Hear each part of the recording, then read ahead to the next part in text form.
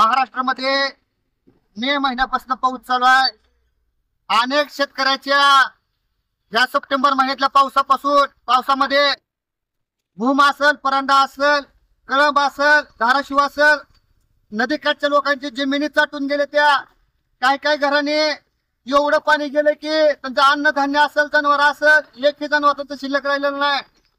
महाराष्ट्रावर गंभीर परिस्थिती असताना महाराष्ट्राचे मुख्यमंत्री देवेंद्र फडणवीस साहेब, एकनाथ शिंदे साहेब, अजित पवार साहेब या काळासाठी कोणा पण दौरा करतात आणि अशा अवस्थेत मनोज जरंगे पाटील असतील तब्येत बरोबर नसताना सुद्धा भूम तालुका, परंडा तालुक्यात दौरा केला।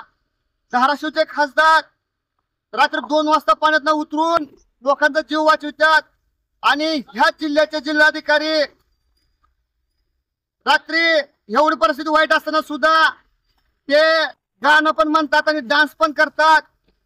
माझा आवाज मुख्यमंत्र्यांपर्यंत जाणार नाही किंवा माझ्या निवेदनांना मुख्यमंत्री त्यांच्यावर कारवाई करणार नाही हे मला माहिती आहे। म्हणून मी आतापर्यंत शेतकऱ्यांसाठी आपलं आयुष्य ज्या भाई उद्धवराव पाटलांनी खर्च केलं त्या उद्धवराव पाटलांच्या पुतळ्यापाशी जाऊन मी उद्धव पाटलांना निवेदन देतोय की अशा बेजबाबदार कलेक्टरवर शासन कारवाई करणार आहे का साहेब? माझा आवाज शासनापर्यंत जाणार नाही, पण तुमच्या माध्यमातून तो आवाज जावा। मी 1 तारखेपर्यंत वाट बघतोय। अशा बेजबाबदार कलेक्टरवर जर नाही कारवाई झाली तर 1 तारखेपर्यंत वाट बघतोय। 2 तारखेला त्याच कलेक्टर ऑफिसून मी उडी मारून मी महात्मा गांधीला भेटायला जातोय स्वर्गात।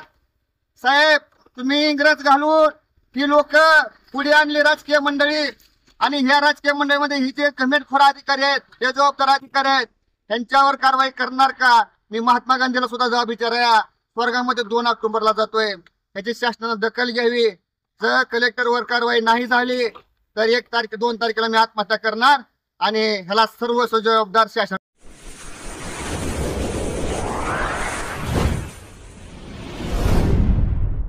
वीर महाराष्ट्र न्यूज चॅनलला लाईक आणि सबस्क्राईब करा।